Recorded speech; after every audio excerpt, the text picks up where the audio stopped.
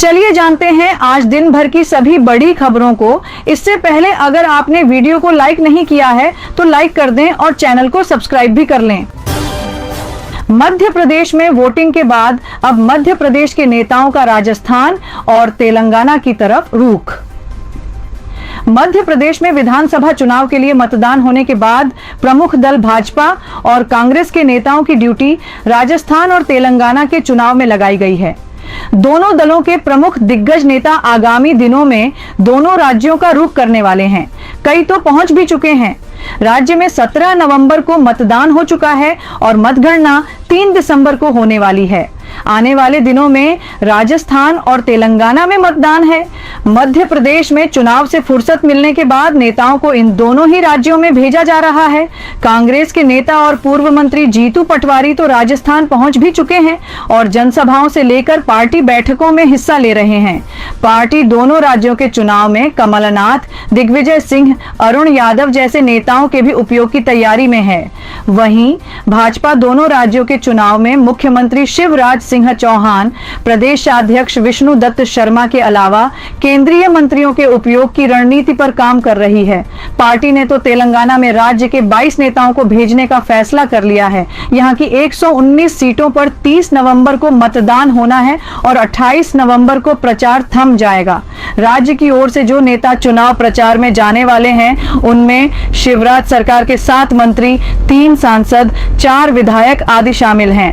वहीं जहां राजस्थान विधानसभा चुनाव में आम आदमी पार्टी एएपी के प्रत्याशियों के लिए मंगलवार को दिल्ली के मुख्यमंत्री अरविंद केजरीवाल और पंजाब के सीएम भगवंत मान ने नीम का थाना और थानागाजी में रोड शो की।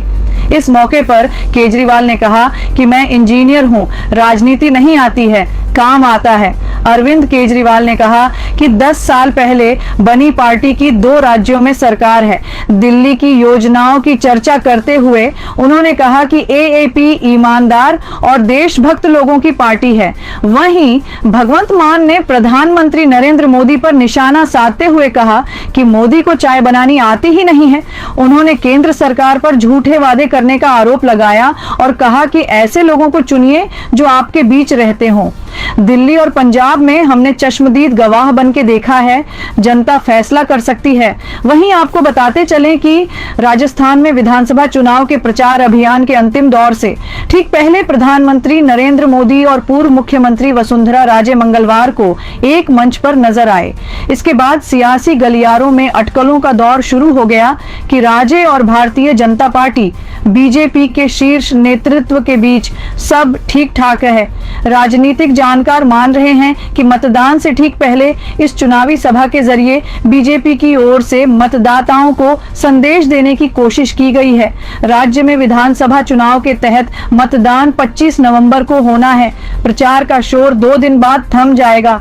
मतदान से कुछ ही दिन पहले मोदी व राजे के एक साथ एक मंच पर आने और इसकी तस्वीर सोशल मीडिया पर जमकर साझा किए जाने के इसलिए भी निहितार्थ निकाले जा रहे हैं क्योंकि बीजेपी ने इस चुनाव में किसी को भी मुख्यमंत्री पद का उम्मीदवार घोषित नहीं किया है। खुद प्रधानमंत्री मोदी राज्य में अपने शुरुआती चुनावी भाषणों में कहा चुके हैं कि इस चुनाव में बीजेपी का चेहरा कमल का फूल है। मोदी ने अक्टूबर माह में चित्तौड़गढ़ जिले में हुई एक रैली में यह बात कही थी और उसमें राजे भी मौजूद थीं। ध्यातव्य है कि कमल बीजेपी का चुनाव चिन्ह है। राजे के समर्थक जबकि उन्हें इस दौड़ में सबसे आगे मानते हैं, वहीं सत्तारूढ़ कांग्रेस चुनाव में मुख्यमंत्री पद का उम्मीदवार घोषित न करने को लेकर बीजेपी पर निशाना साधती रही है और इसे राज्य में बीजेपी की अंदरूनी खींचतान बताती रही है। हालांकि इस बारे में कुछ भी सार्वजनिक टिप्पणी करने से राजे बचती रही हैं। कांग्रेस की नेता प्रियंका गांधी ने हाल में अपनी सभाओं में बीजेपी को पूरी तरह बिखरी हुई पार्टी बताते हुए दावा किया था कि इसमें सारे बड़े नेताओं को किनारे कर दिया गया है। जानकारों के अनुसार मोदी और राजे ने शायद इसी को लेकर संदेश देने की कोशिश की है। हालांकि पार्टी के एक प्रवक्ता ने इस बारे में टिप्पणी से इनकार किया। राजे ने मंच से न केवल मोदी की मुक्त कंठ से प्रशंसा की बल्कि यहां तक कहा कि देश की जनता 2024 में सत्ता की हैट्रिक लगाने के लिए प्रधानमंत्री मोदी का बेसब्री से इंतजार कर रही है। अगले साल लोकसभा के चुनाव होने हैं। दरअसल मोदी ने मंगलवार को राजस्थान में अपने धुआंधार चुनावी दौरे की शुरुआत अंता 12 में चुनावी सभा से की। हाडोती इलाके में इस सभा के दौरान मंच पर राज्य के बड़े नेताओं में केवल राजे थीं। इसके अलावा उनके बेटे व सांसद दुष्यंत सिंह और पार्टी के स्थानीय प्रत्याशी थे। राजनीति के जानकारों के अनुसार हाल ही के समय में इस तरह का पहला मौका था और मंच पर मोदी का जब फूलों की बड़ी माला से स्वागत किया तो फ्रेम में दो बड़े चेहरे मोदी व राजे के ही थे। मंच पर मोदी के एक ओर राजे व दूसरी ओर दुष्यंत बैठे थे। कार्यक्रम के दौरान मोदी इन दोनों से संवाद करते भी नजर आए। अपने संबोधन में राजे ने कहा कि मोदी का लोहा पूरा देश मानता है और आज पूरा विश्व उनका नेतृत्व स्वीकारता है। अगले साल होने वाले लोकसभा चुनावों की ओर इशारा करते हुए उन्होंने कहा, देश की जनता 2024 में हैट्रिक के लिए मोदी जी का बेसब्री से इंतजार कर रही है। उन्होंने कहा कि प्रधानमंत्री मोदी की योजनाओं के माध्यम से लोगों को संबल मिला है। यही नहीं, उन्होंने मुख्यमंत्री अशोक गहलोत पर जमकर हमला भी बोला और कहा कि कांग्रेस नेतृत्व वाली सरकार की योजनाएं सिर्फ अखबारों में हैं। वरुण गांधी ने बीजेपी की योजना पर बोला हमला, कहा तेरी मोहब्बत में हो गए फना, मांगी थी नौकरी मिला आटा दाल चना। पीलीभीत से बीजेपी सांसद वरुण गांधी ने एक बार फिर अपनी ही सरकार की नीतियों पर सवाल उठाए हैं। पीलीभीत में एक जनसभा को संबोधित करते हुए उन्होंने मुफ्त का राशन, महंगाई और अग्निवीर जैसी योजना को लेकर बीजेपी पर हमला किया और कहा कि सिर्फ नारेबाजी से देश की समस्याएं हल नहीं होंगी, देश चलाने के लिए संवेदनशील होना जरूरी है। वरुण गांधी सोमवार को 2 दिवसीय दौरे पर अपने संसदीय क्षेत्र पीलीभीत पहुंचे थे। इस दौरान एक जनसभा को संबोधित करते हुए अपने पुराने तीखे तेवर में दिखाई दिए। उन्होंने कहा कि क्या जय श्री राम और भारत माता की जय के नारे से समस्याएं हल हो जाएंगी। मैं भारत माता को अपनी मां मानता हूं, मैं हनुमान जी का भक्त हूं और भगवान राम को अपना इष्ट मानता हूं, लेकिन मैं आपसे पूछना चाहता हूं कि आज जिन बुनियादी समस्याओं से हर व्यक्ति ग्रसित है, क्या उनका हल केवल नारे से होगा या उनका हल नीतिगत सुधार से होगा। वरुण गांधी ने कहा, हर नौकरी आज संविदा पर दी जा रही है। इस सभा में भी कई संविदा कर्मी बैठे हैं, सब खून के आंसू रो रहे हैं। सालों से उनका मानदेय नहीं बढ़ा, उन्हें स्थायित्व नहीं दिया गया, काम पूरा लिया जाता है और मान सम्मान स्थायित्व कुछ है नहीं। अग्निवीर योजना आई तो वरुण गांधी ने सबसे पहले उसका खुला विरोध किया। बीजेपी सांसद ने अग्निवीर योजना को लेकर अपनी ही सरकार पर निशाना साधते हुए कहा कि अगर आपके गांव का युवक सरहद पर जाता है और देश की सीमा की रक्षा करता है तो क्या ये सम्मान की बात है या नहीं।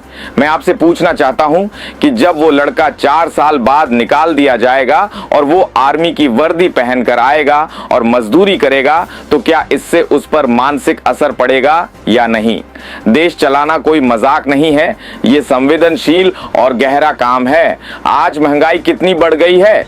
वरुण ने इस दौरान मुफ्त राशन पर तंज कसा और कहा कि आपको पता है ये सब क्यों किया जा रहा है, ताकि वो चुनाव में आपको आटा दाल चना बांट सके। उन्होंने एक शायरी सुनाते हुए कहा, तेरी मोहब्बत में हो गए फना, मांगी थी नौकरी मिला आटा दाल चना। उन्होंने कहा कि क्या ये कोई स्थायी समाधान है, ये छलावा है। कितने लोग परीक्षा देते हैं, यूपी की कोई भी परीक्षा देख लें, पिछले 3 साल में कोई ऐसी परीक्षा नहीं है जिसके 5-5 बार पेपर लीक न हुए हों, चाहे वो टीचर्स की भर्ती हो या पुलिस की भर्ती। दिल्ली में प्रदूषण को लेकर सुप्रीम कोर्ट में सुनवाई आज। राजधानी की आबोहवा पर एससी ने जताई थी चिंता। दिल्ली में वायु प्रदूषण और पड़ोसी राज्यों में जलने वाली पराली को लेकर दायर याचिकाओं पर आज सुप्रीम कोर्ट में सुनवाई होगी। इस मामले में सर्वोच्च न्यायालय ने 10 नवंबर को सुनवाई की थी और सरकार को कड़ी फटकार लगाई थी। इसके बाद 21 नवंबर यानी आज सुनवाई तय की थी। बता दें कि सुप्रीम कोर्ट ने 10 नवंबर नवंबर को मुख्य सचिवों को पराली और प्रदूषण की समस्या से निपटने को लेकर सवाल किया था। इसके साथ ही कोर्ट ने मामले से जुड़े डेटा को लेकर चिंता जताई थी। जस्टिस कौल ने दिल्ली सरकार की ओर से पेश वरिष्ठ वकील ANS नंदकर्णी से कहा था कि आप 6 साल से समस्या सुलझा नहीं पाए। तेलंगाना विधानसभा चुनाव में कांग्रेस का समर्थन करेगी डीएमके, कार्यकर्ताओं से की यह खास अपील। तेलंगाना विधानसभा चुनाव से पहले कांग्रेस को बड़ी खुशखबरी मिली है। तमिलनाडु के मुख्यमंत्री M.K. स्टालिन की पार्टी डीएमके ने मंगलवार को कांग्रेस को समर्थन देने की घोषणा की। डीएमके ने एक्स पर किए गए एक पोस्ट में अपने सभी विंगों और कैडरों से कांग्रेस उम्मीदवारों को जीत दिलाने के लिए लगन से काम करने की अपील की है। डीएमके ने कहा, तेलंगाना में डीएमके पार्टी के सभी विंग और कैडरों को INDIA ब्लॉक की ओर से कांग्रेस पार्टी के उम्मीदवारों की जीत के लिए प्रयास करना चाहिए। आगामी विधानसभा चुनाव में सभी डीएमके विंग और कैडरों को एक चुनाव कार्य समिति बनाने और कांग्रेस पार्टी के उम्मीदवारों को बड़ी जीत दिलाने के लिए कड़ी मेहनत करने के लिए कहा गया है। तेलंगाना में 30 नवंबर को विधानसभा चुनाव होगा। मतगणना 3 दिसंबर को होगी। पिछली बार 2018 में हुए चुनाव में भारत राष्ट्र समिति BRS, जिसे पहले तेलंगाना राष्ट्र समिति TRS के नाम से जाना जाता था, ने कुल 119 सीटों में से 48 सीटों पर जीत हासिल की थी, जबकि कांग्रेस ने 19 सीटों पर जीत दर्ज की थी। BRS को 47.4% वोट मिले थे।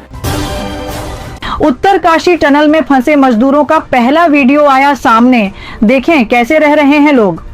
उत्तरकाशी की सिलक्यारा टनल में फंसे 41 मजदूरों की पहली वीडियो मंगलवार को सामने आई है, जिसमें टनल में फंसे मजदूर दिखाई दे रहे हैं। सुरंग के अंदर मलबे में से एक 6 इंच चौड़ी पाइपलाइन डाली गई, जिसके जरिए मजदूरों के लिए खाने में खिचड़ी और पानी भेजा गया था।